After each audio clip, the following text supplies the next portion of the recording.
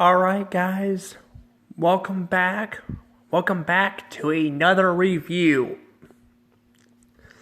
It's been a little while since I've done a review, but honestly, I've not been feeling very good. Heck, I was barely able to talk at all during the weekends. So trying to, record and all that was pretty much impossible. I did get some recording stuff done with, things I've shown off at stores, but even then, I had to, wait to do some of those. I still need to upload them, but I'll be doing that here in a little while. But I want to get at least a review out of the way, or at least get the movie reviews, because I want to focus on Halloween-themed stuff this month, I have not been able to do that because I got sick, out of nowhere. So yes, and because I've already, been watching, I watched 2 movies and then review, have them in my mind. I don't want to watch too many things, watch too many things and, and have to keep up with them in my mind, because otherwise I have to rewatch them again. So, that's kind of why there. But yes, I do have some plans for some Halloween videos. I just have to get to them and all that. But if you guys haven't already, please subscribe to my channel. It would help me out a lot. Also, you guys can follow me on Instagram and Twitter. I know I say that about pretty much every time I do these videos, but number one, it's a force of habit, and 2, I kind of want to have a backup account in case something were to happen on YouTube, so because I know a lot of people have been having issues with that stuff. So yeah, but anywho, let's go ahead and get into this. Let's go ahead and get into the review. Let's talk about Peter Rabbit 2. So, Peter Rabbit 2, I have to say, the first movie was an absolute disaster. I did not like the first movie at all. I really didn't. I really hated it. I thought it was very annoying. I felt really bad for, the guy who took over his uncle's house and all that, and I hated how the animals tortured him. It was just really annoying. It was a horrible, Tom and Jerry parody thing they did. Although I shouldn't really say anything because I haven't really seen Tom and Jerry for a while. And I've heard some people say that people even feel bad for Tom at times, too. I might actually do some Tom and Jerry reviews in the future, but I'm not going to do that anytime soon, because I've got other plans and all that. And like I said at the beginning of the video, I have, I'm trying to watch stuff and all, and I don't want to watch too many things. I have, plans for Halloween. I also will say I do have also another big video I want to do too, which involves watching stuff too. So I have a lot of things I'm watching, so I don't want to put too many things in my mind at once, otherwise I won't be able to keep track of it. So yeah. But that's kind of what I felt like the first movie was. It was kind of just like them setting traps and all that, and it was just kind of annoying. It was really annoying and all that, and I just did not like it. I hated the Peter Rabbit and his friends because they were complete dicks and all that, and I just didn't like him. And yeah, he felt bad for what he did at the end of the movie, but we had to sit through the whole movie of him treating that guy like shit, and then I really didn't care for the love stuff either, because I felt like they didn't really connect. I forgot her name, and I don't remember the guy and the girl's name, but and all that. But they really didn't connect. So what I heard, they were making a sequel to this movie and all that, and apparently they're making a third one too. As recording this right now, they're making a third one too. I was definitely not very looking forward to that, especially when I heard they were making a third one too. But I have to say, I think, I hate to say this, but I think this movie is honestly way better than the first one. Yes, I have to admit it. This movie is it's still not great. It's still far from great, but it's definitely better than the first one. This movie is getting a good and 71 points.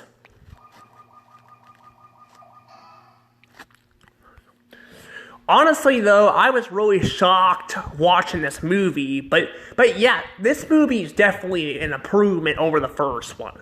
And I'm going to tell you guys why.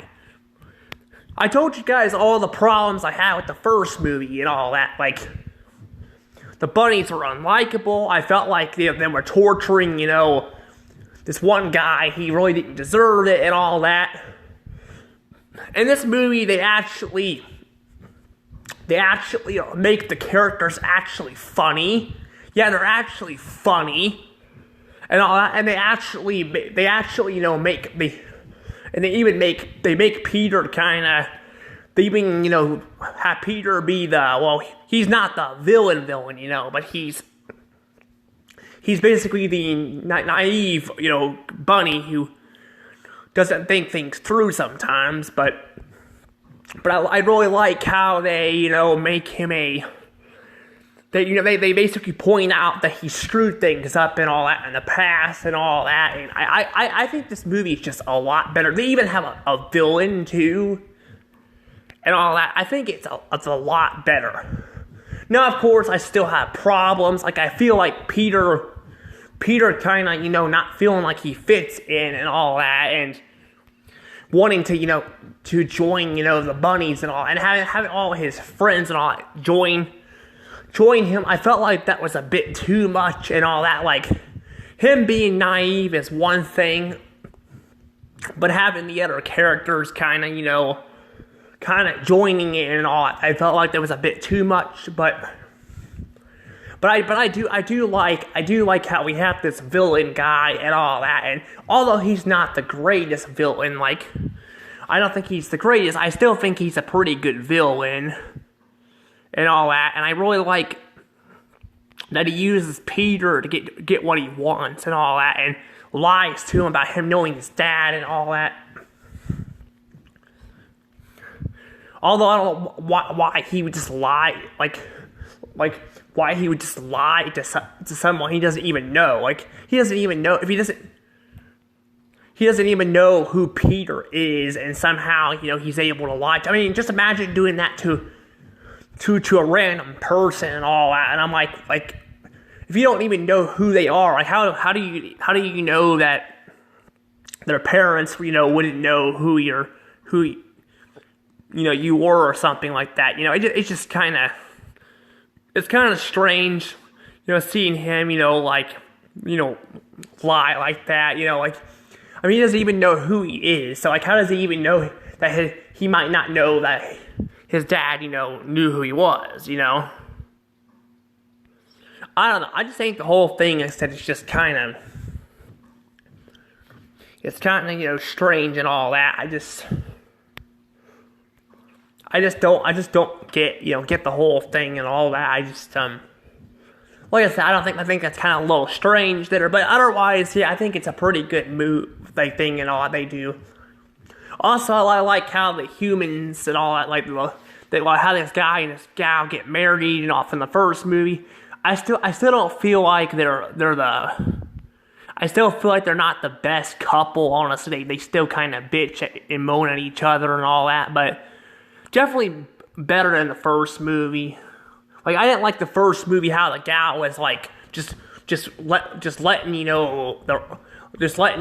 Peter and his friends get away with stealing people's crops. I thought like that made her kind of an unlikable bitch, but in this movie they make her a lot better too and all that, but they still do bitch and moan at each other and all, which can kind of get annoying and all that. But I do like how she's wanting to make a sequel, well, to a book, well, and all that, and she's working with these employees and all that, and I felt like it's kind of funny. Like, it kind of reminds me of Hollywood in general. Like if you take your, this is kind of why, like, I'm making books and all that myself, and I will admit I eventually do want to make them, cartoons, but I wouldn't want to go take them to freaking Hollywood, because they all do this. Nickelodeon, Disney, Warner Brothers, and all these studios are very picky on what they want.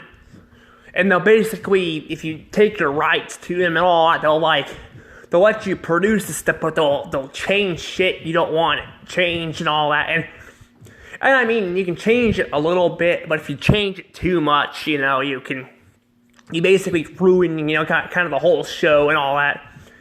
I mean, Disney did this with Gravity Falls, Nickelodeon did this with SpongeBob. They changed them, Disney changed, Gravity Falls and kept your crap out because it was too problematic and all that. Nickelodeon, the whole reason why SpongeBob, drives is because of that. It's basically it's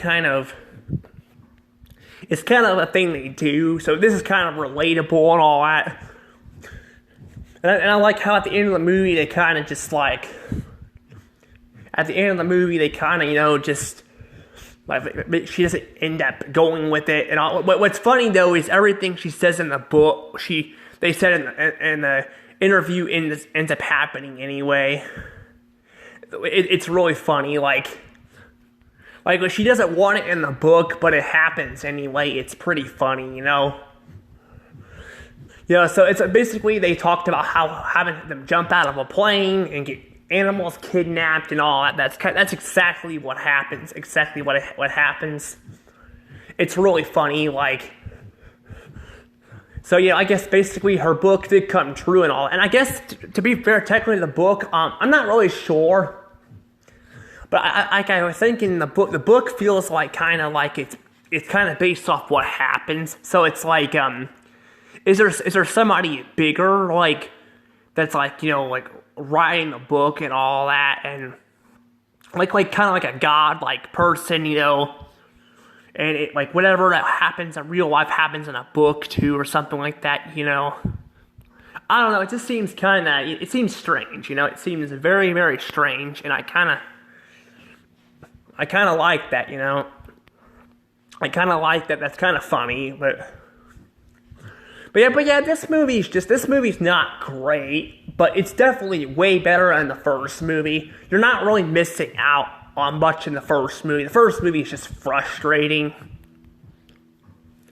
It's kind of like what people. I haven't really seen any of the Home Alone movies, or actually, I may have seen the first two maybe years ago. I can't remember.